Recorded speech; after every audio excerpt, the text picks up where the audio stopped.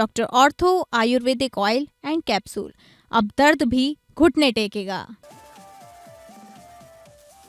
राहुल के तंज पर सियासी जंग, केंद्रीय मंत्री रवनीत बिट्टू को देख राहुल ने कहा मेरे गद्दार दोस्त। रवनीत बिट्टू का पलटवार, बताया देश का दुश्मन। बीजेपी ने राहुल गांधी पर सिखों के अपमान का लगाया आरोप। जनरल नरवणे की किताब पर आर पार के मूड में राहुल गांधी। राहुल गांधी ने दिखाई जनरल नरवणे की अप्रकाशित किताब, बोले पीएम को किताब भेंट करूंगा। राहुल ने संसद में नहीं बोलने देने का लगाया आरोप। पश्चिम बंगाल एसआईआर मामले में ममता बनर्जी की याचिका पर सुप्रीम कोर्ट ने चुनाव आयोग को जारी किया नोटिस। कोर्ट ने चुनाव आयोग को मतदाताओं को नोटिस भेजने में सावधानी बरतने का दिया निर्देश। कोर्ट में ममता ने आयोग पर बंगाल को निशाना बनाने का लगाया आरोप।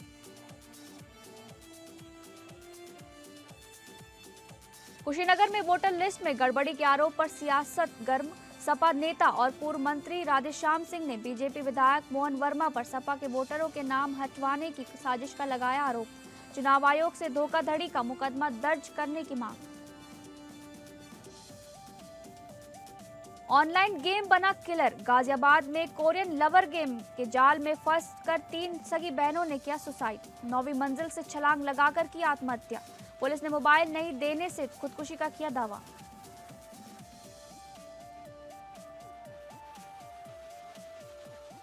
नमस्कार, आप सभी का स्वागत है इस बुलेटिन में। मैं हूं आपके साथ शालिनी राणा। शुरुआत करेंगे बुलेटिन की। संसद के गेट पर राहुल गांधी और केंद्रीय मंत्री रवनीत सिंह बिट्टू का आमना सामना हुआ तो एक अजीब घटनाक्रम पेश आया। राहुल गांधी ने केंद्रीय मंत्री को गद्दार दोस्त कहकर बुलाया तो भाजपा नेता ने उनको देश का दुश्मन कहा। दोनों नेताओं के बीच नोकझोंक का ये वीडियो सोशल मीडिया पर तेजी से वायरल हो रहा है। एक तरफ जहां संसद के अंदर विपक्ष जमकर हंगामा कर रहा है तो दूसरी तरफ सदन के गेट पर राहुल गांधी और केंद्रीय मंत्री बिट्टू के बीच नोकझोंक हुई। बुधवार को 6वें दिन संसद के गेट के बाहर राहुल गांधी के साथ कांग्रेस सांसद हाथों में पोस्टर लेकर प्रदर्शन करते नजर आए। दरअसल जब राहुल गांधी प्रदर्शन कर रहे थे, पार्टी के सांसदों के साथ खड़े थे तो इस दौरान उन्होंने केंद्रीय मंत्री रवनीत सिंह बिट्टू को आते देख गद्दार दोस्त कहा, जिसके बाद बिट्टू ने पलटवार करते हुए राहुल गांधी को देश का दुश्मन बताया। राहुल गांधी ने रवनीत सिंह बिट्टू को देखकर कहा, देखो एक गद्दार यहीं से गुजर रहा है, इनका चेहरा देखो। इसके बाद बिट्टू के पास आने पर राहुल गांधी ने उनसे हाथ मिलाने के लिए हाथ बढ़ाया और कहा, नमस्ते भाई मेरे गद्दार दोस्त, चिंता मत करो, तुम वापस कांग्रेस में आ जाओगे। रवनीत सिंह बिट्टू पलटवार करते हुए उनको देश का दुश्मन कह डाला। बिट्टू ने कहा कि उनका देश के दुश्मनों से कोई वास्ता नहीं है। जुबानी जंग का ये वीडियो सोशल मीडिया पर अब तेजी से वायरल हो रहा है। मेरे दादाजी सरदार बेअंत सिंह, जो आपने आग लगाई थी पंजाब में, ये कांग्रेस पार्टी और गांधी फैमिली ने आग लगाई।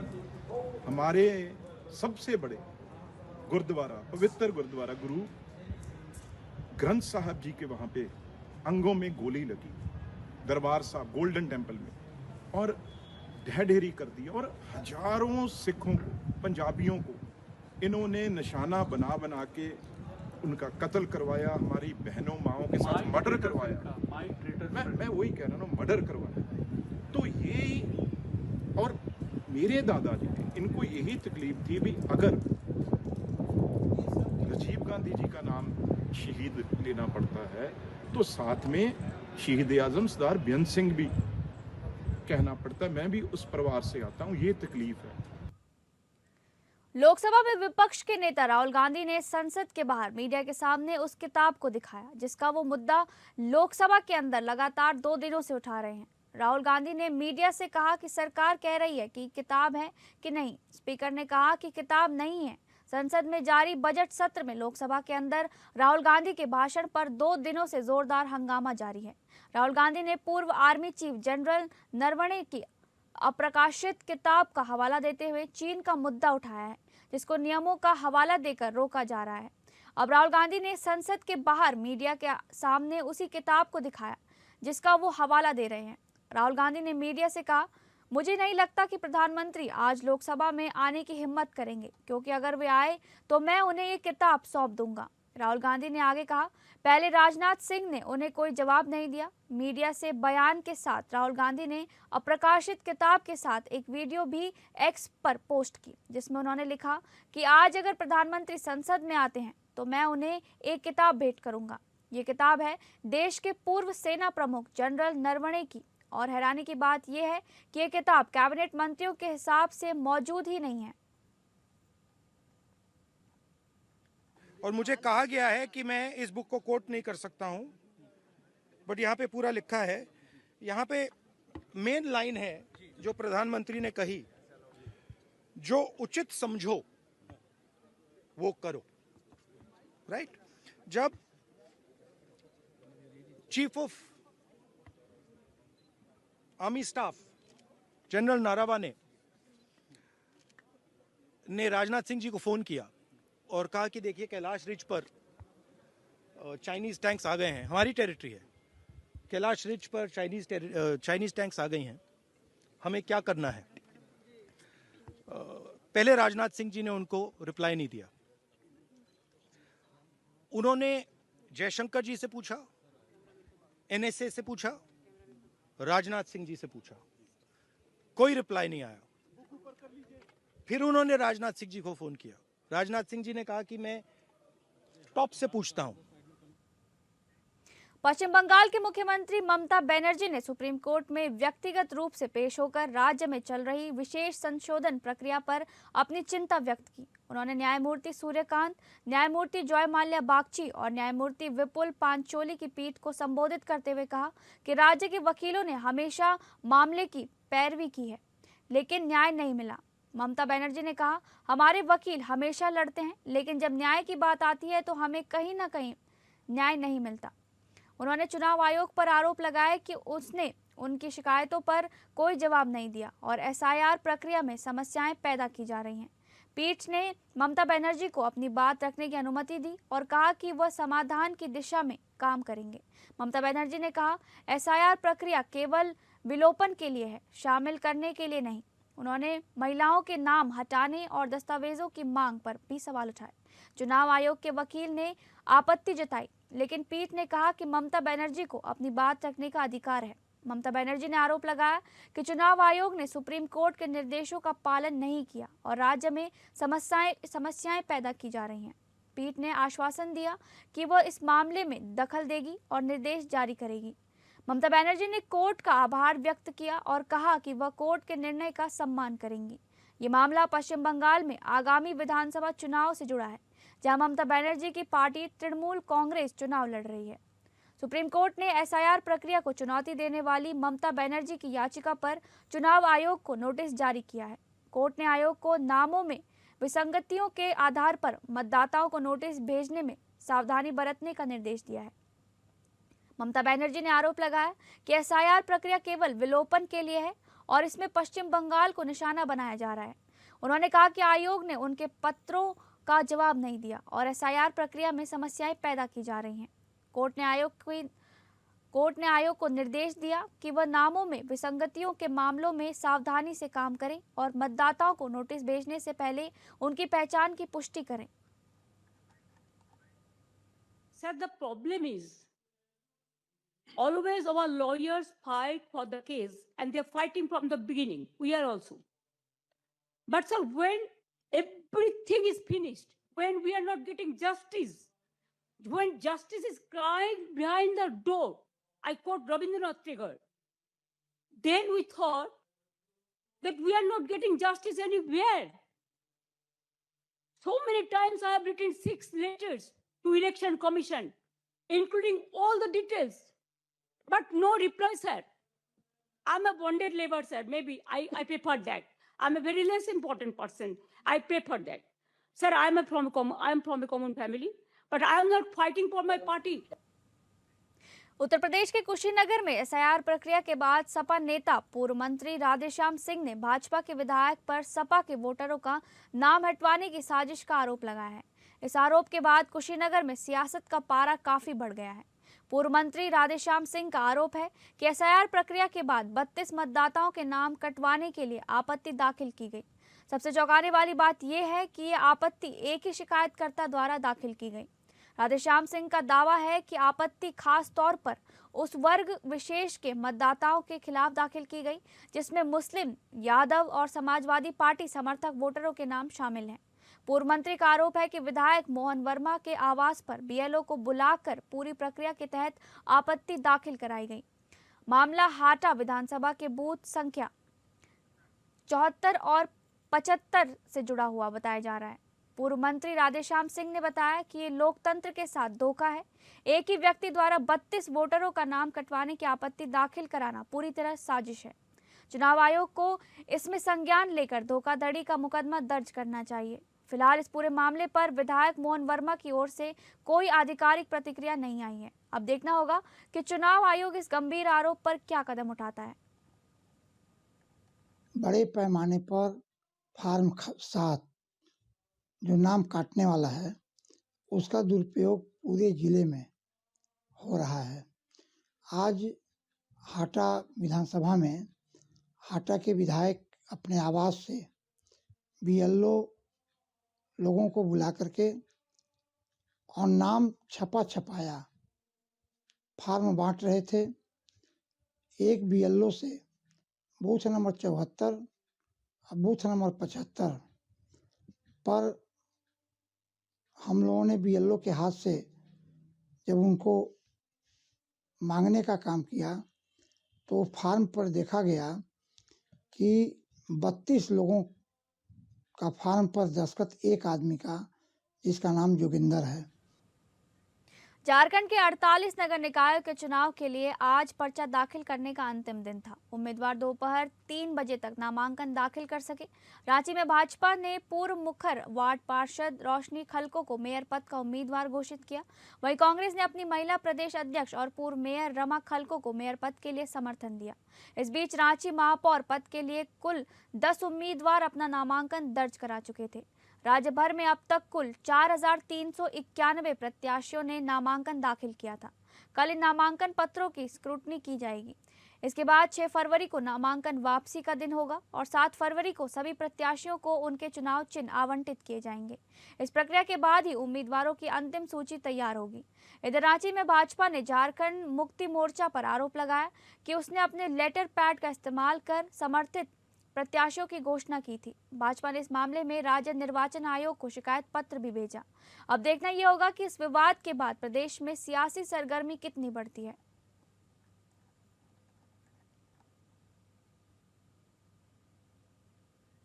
झारखंड की राजधानी रांची स्थित प्रदेश भाजपा कार्यालय में बीते कल शाम को राज्य के नेता प्रतिपक्ष बाबूलाल मरांडी ने राज्य सरकार पर जमकर निशाना साधा है। दरअसल पूर्व मुख्यमंत्री ने एक प्रेस वार्ता को संबोधित करते हुए राज्य सरकार पर किसानों के साथ धोखाधड़ी का बड़ा आरोप लगाया है। इस क्रम में उन्होंने दावे किए कि 3 फरवरी 2026 तक मात्र 19,80,000 क्विंटल धान ही खरीदा गया, जबकि 60 लाख क्विंटल की खरीदारी के लक्ष्य को पूरा करने का वादा किया गया था। डीसी साहब है वो तो धान को पता ही नहीं होगा कब पैदा होता है, कब किसान लगाते हैं, कब धान क्या बोलते हैं उसको कटाई होती है, धान कब बेचेंगे। फिर झारखंड के बारे में भी उनको ठीक से शायद नहीं पता होगा। नया डीसी नए होंगे। मैं बड़ी प्रामाणिकता से बात कर रहा हूँ, ऐसा नहीं है। अब कोई डीसी यानी सरकार, डीसी को भी नहीं कह रहा हूँ, तो सरकार का निर्देश उनको बताया कि 15 मार्च तक हम लोग खरीदारी करेंगे। अब जरा सोचिए झारखंड की हालत क्या है, किसानों की हालत क्या है। लघु कृषक है, सीमांत कृषक है, कोई बड़े बड़े किसान नहीं है। उत्तर प्रदेश के कानपुर की मूक बधिर किशोरी खुशी गुप्ता का जीवन अब बदल गया है। सीएम योगी आदित्यनाथ से मिलने के लिए 90 किलोमीटर पैदल चलकर सुर्खियों में आई खुशी का कॉकलियर इम्प्लांट ऑपरेशन सफलतापूर्वक पूर्ण किया गया है। सर्जरी के बाद खुशी सुनने लगी है और लोगों की आवाज पर रिएक्ट भी करने लगी है। ऑपरेशन के बाद खुशी के पहले शब्द सीएम योगी थैंक यू था। साल 2025 में खुशी गुप्ता नवंबर के महीने में कानपुर से लखनऊ तक पैदल चलकर सीएम योगी से मिलने पहुंची थी। 22 नवंबर को वो सीएम आवास के बाहर नजर आई थी।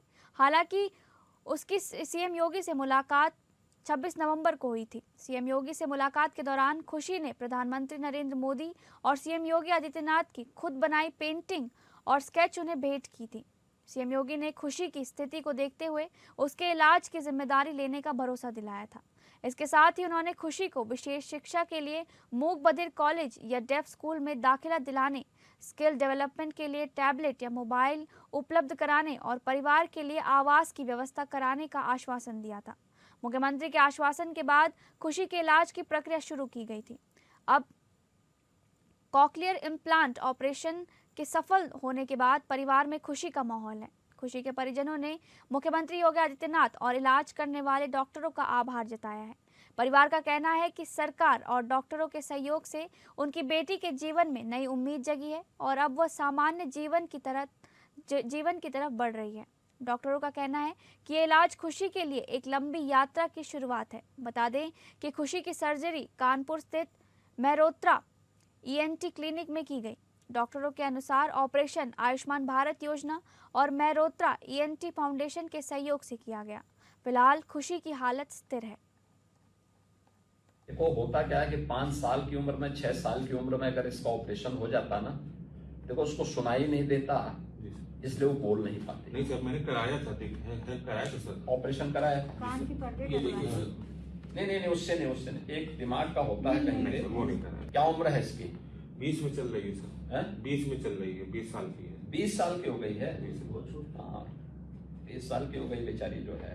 फिर भी एक बार दिखवा देते हैं, जो भी पॉसिबिलिटी होगा सर। उसमें देखिए होता क्या है कि वो ऑपरेशन हो जाता है ना, तो उसके बाद जो है स्पीच थेरेपी यानी बोलने का अभ्यास करवाया जाता है। बोलने का अभ्यास करवा करके धीरे धीरे करके वो अपनी रफ्तार पकड़ लेता है, तो सामान्य जीवन जी सकता है। फिर उसमें बोलने में सुनने में कोई दिक्कत नहीं होती। हम तो सर गार्ड की नौकरी करते हैं कानपुर में सर। किस में काहे की नौकरी करते हैं? गार्ड की मार्शल की जो मेट्रो बननी है ना सर, अभी चुन्नीगंज से लेके सर मालरोड तक का सर। हाँ, लड़का कौन क्लास में पढ़ता है? 7 में है सर। 7 में सॉरी सर, 10 में सर। क्या उम्र है इसकी? ये 15 में चल रहा है सर। 15 साल है। हम ये सोचते हैं मम्मी कैसे यहाँ आ गई, अब तो ये मेरे लिए और ज्यादा परेशानी हो गई। अब परेशानी नहीं होगी, उसको ठीक ढंग से वो कराओ, ठीक हो जाएगा, सब ठीक हो जाएगा। कुछ समय पहले एक गेम आया था जिसका नाम था ब्लू व्हेल, जिसको खेलते खेलते टास्क के लिए लोग अपनी जान देने पर उतारू हो जाते थे। इस गेम को खेलते हुए बहुत सारे सुसाइड के मामले सामने आए थे। उसी तरह एक और घटना गाजियाबाद में देखने को मिली है, जहां 3 सगी नाबालिग बहनों 16 साल की निशिका, 14 साल की प्राची और 12 साल की पाखी ने कोरियन लवर गेम के चलते ऑनलाइन टास्क बेस्ड गेम की लत में 9वीं मंजिल से छलांग लगाकर आत्महत्या कर ली। परिवार और आसपास के लोगों के लिए ये समझ पाना मुश्किल था कि मोबाइल पर खेला जाने वाला कोई गेम इतना बड़ा खतरनाक कैसे हो सकता है। कोरियन लवर कोई सामान्य गेम नहीं है जो सिर्फ मनोरंजन के लिए बनाया हो। ये कोरियन कल्चर से प्रेरित ऑनलाइन लव या रोमांटिक टास्क बेस्ड गेम का एक पैटर्न है। इन गेम्स में यूजर को एक वर्चुअल पार्टनर या लवर मिलता है जो कोरियन स्टाइल में बात करता है, प्यार भरे मैसेज भेजता है और भावनात्मक जुड़ाव बनाता है। के-पॉप और के-ड्रामा के फैंस इस तरह के गेम्स की ओर जल्दी आकर्षित हो जाते हैं। रिपोर्ट्स बताते हैं कि ऐसे गेम्स में सबसे बड़ा खतरा ये होता है कि बच्चे असली और नकली दुनिया का फर्क भूल जाते हैं। वर्चुअल रिश्ता उन्हें असली जैसा लगने लगता है। कुछ मामलों में टास्क इतने हद तक बढ़ जाते हैं कि वे खुद को नुकसान पहुंचाने जैसे खतरनाक संकेत देने लगते हैं। ये तरीका पुराने ब्लू व्हेल गेम जैसा माना जा रहा है, जिसमें आखिरी चरणों में जानलेवा टास्क दिए जाते हैं। हालांकि पुलिस ने ऑनलाइन गेम के चक्कर में खुदकुशी के दावे को नकारा है। पुलिस का कहना है कि मोबाइल नहीं देने से तीनों बहनों ने खुदकुशी की है।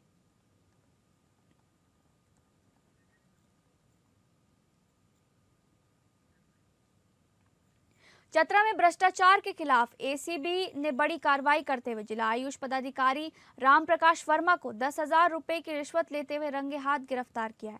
जानकारी के अनुसार राम प्रकाश वर्मा टंडवा में पदस्थापित आयुष चिकित्सक डॉक्टर प्रिया कुमारी से बतौर रिश्वत ये राशि ले रहा था।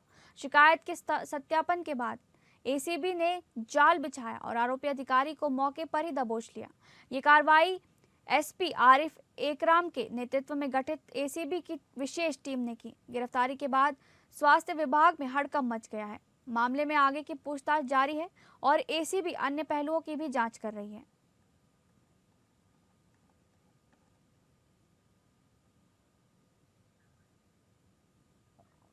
झुंझुनू के नवलगढ़ स्थित पंजाब नेशनल बैंक शाखा में गोल्ड लोन घोटाले का खुलासा हुआ है। बैंक मैनेजर अमित जहांगीर ने ग्राहकों के असली सोने की जगह नकली आभूषण रखकर करीब 4.1 किलो सोना गायब कर दिया। बैंक प्रबंधन ने इस मामले में मैनेजर सहित 5 कर्मचारियों को तत्काल सस्पेंड कर दिया है। इस स्कैम में कुल 6.5 करोड़ रुपए मूल्य के सोने की हेराफेरी सामने आई है।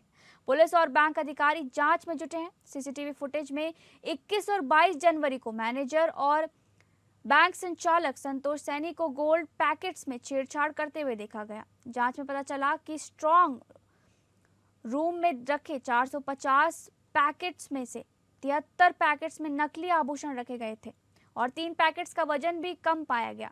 इस घोटाले के चलते ग्राहकों में हड़कंप मचा हुआ है और बैंक में सुरक्षा के गंभीर सवाल उठे खड़े। बोला अभी पैकेट थोड़ी देर बाद में आओ आप, और चलो मेरे को वो निकाल के दो, मेरे कितना कितना क्या क्या किया है आपने, तो वो निकाल के दिया है उसने। इसमें एक 3,11,000 रुपए का गोल्ड रखा हुआ, 3,11,000 रुपए मैंने उठाए थे, वो सही है।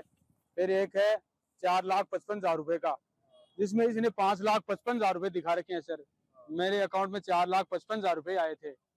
हाँ बिल्कुल सर। 2 मंगलसूत्र और मांग की वो नथ और काना की झूमर और एक डोरो सोना को और चीज तो बखेरे ही है, एक डोरो को। पुलिस थाना नवलगढ़ पर पंजाब नेशनल बैंक है, उसके जो प्रबंधक है उन्होंने एक लिखित रिपोर्ट पेश की कि उनके बैंक में कार्यरत जो कर्मचारी है उनके द्वारा जो गोल्ड लोन दिए जाते थे, तो गोल्ड लोन का जो लॉकर था उस लॉकर से कोई टेम्परिंग की गई है, आभूषणों की जो है अदला बदली हुई है। बाराबंकी जनपद के हैदरगढ़ कोतवाली क्षेत्र स्थित सुप्रसिद्ध और पौराणिक अवसनेश्वर महादेव मंदिर को मंगलवार की रात अज्ञात चोरों ने अपना निशाना बनाया। चोरों ने मंदिर के मुख्य द्वार पर लगे लोहे के कैंची गेट को काटकर भीतर प्रवेश किया और करीब 25 लाख रुपए मूल्य के चांदी के आभूषण व दान पात्र की नकदी लेकर फरार हो गए। मिली जानकारी के अनुसार मंगलवार की देर रात चोरों ने योजनाबद्ध तरीके से मंदिर पर धावा बोला। मंदिर के मुख्य गर्भगृह तक पहुंचने के लिए चोरों ने मुख्य द्वार के लोहे के जालीदार चैनल को औजारों की मदद से तोड़ दिया। मंदिर के भीतर प्रवेश करने के बाद चोर वहां मौजूद करीब 7 से 8 किलो चांदी, जिसमें चांदी का छड़, आभूषण और अन्य कीमती वस्तुएं शामिल थी, वह बटोर ले गए। साथ ही श्रद्धालुओं द्वारा दान पात्र में चढ़ाई गई धनराशि पर भी हाथ साफ कर दिया। घटना का खुलासा बुधवार सुबह तब हुआ जब मंदिर के पुजारी नित्य पूजन के लिए पहुंचे।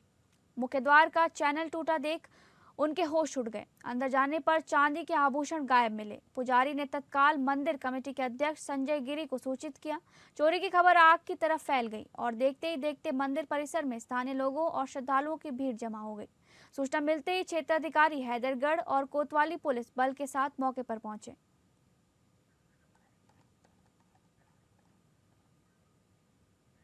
फिलहाल इस बुलेटिन में बस इतना ही। नमस्कार।